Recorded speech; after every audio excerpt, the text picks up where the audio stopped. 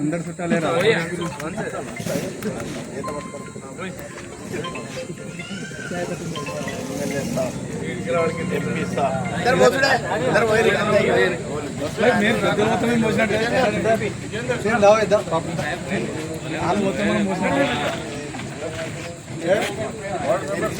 తిన్నట్టు ఈ విషయంలో పోతే మనం మోసినట్టు పెద్దలు పోతే ఆశీర్వాదం.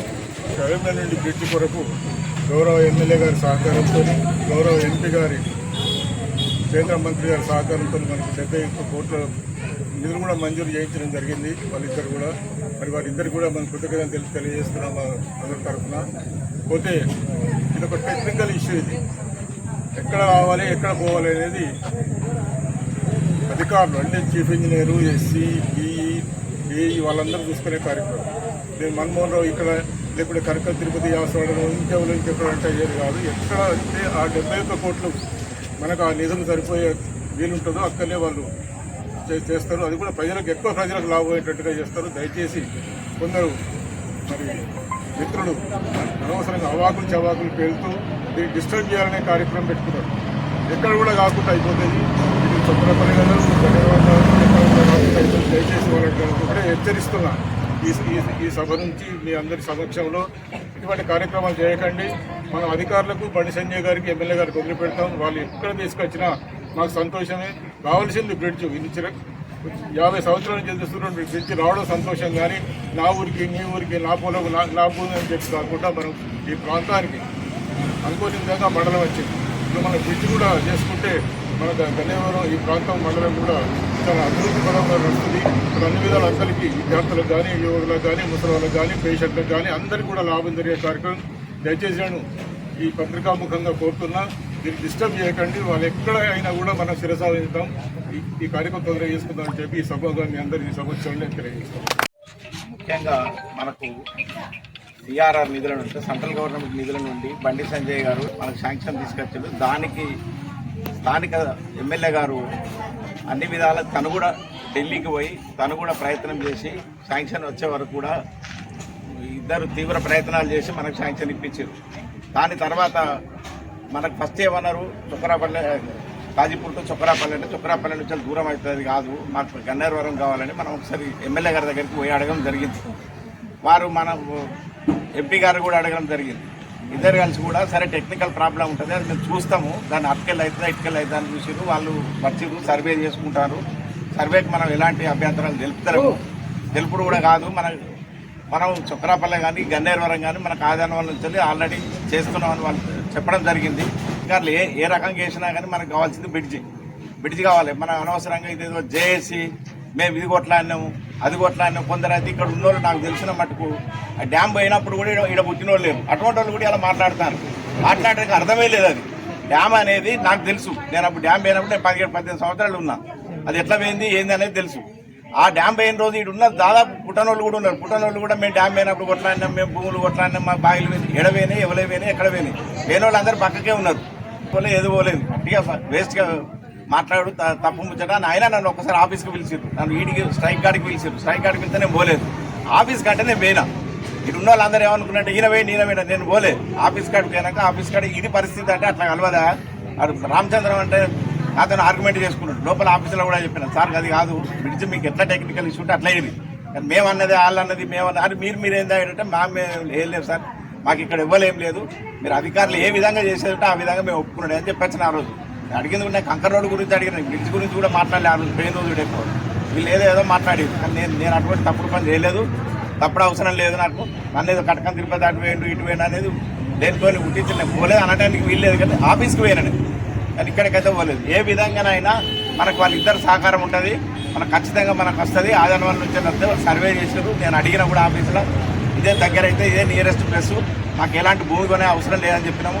మన అంతా డ్యాముల మీద భూమి, గవర్నమెంట్ భూమి కొనాల్సిన పరిస్థితి లేదు. ఉన్నదాకా క్లియర్గా ఉంటుంది, వేసేస్తారు.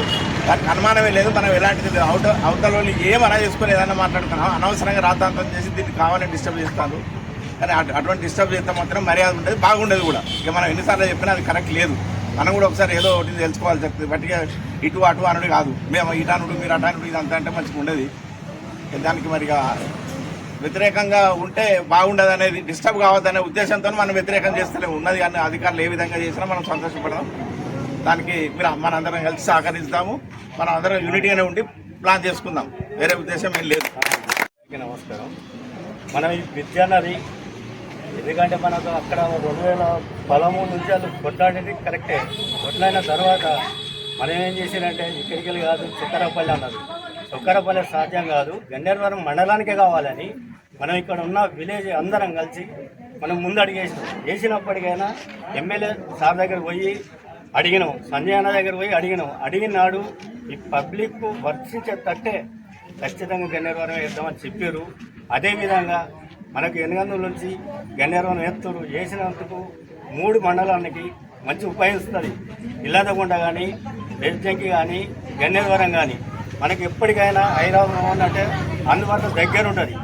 ఎనగందుల నుంచి మనకు ఒక 15 కిలోమీటర్ల అతి దగ్గర ఉంటుంది. కాబట్టి ఎక్కడికి వెళ్తే ఇది దగ్గర రాదు. ఈ ఉదయ సంపద జిల్లా సుధా మన కాదనుకుంటా కోవుడు అది సాధ్యం కాదని ఎప్పుడో చెప్పిందేనా, అది కాదని కూడా తాపుకోటి వాళ్ళు పునరేత మాత్రం మంచిగా ఉండదు. అదేవిధంగా మనం సుధా ఎప్పటికైనా ఏ పార్టీ లేకుండా అందరం కలిసిమెలిసి అందరం ఉండి దీనికి ఎక్కడికైనా పోరాడదాం. ఖచ్చితంగా పోరాడి బ్రిడ్జ్ ఇక్కడికి వెళ్ళి హనుమాన్ల కాంచెల్లి అవతల గడ్డదాకా ఓలేసు జరిగింది.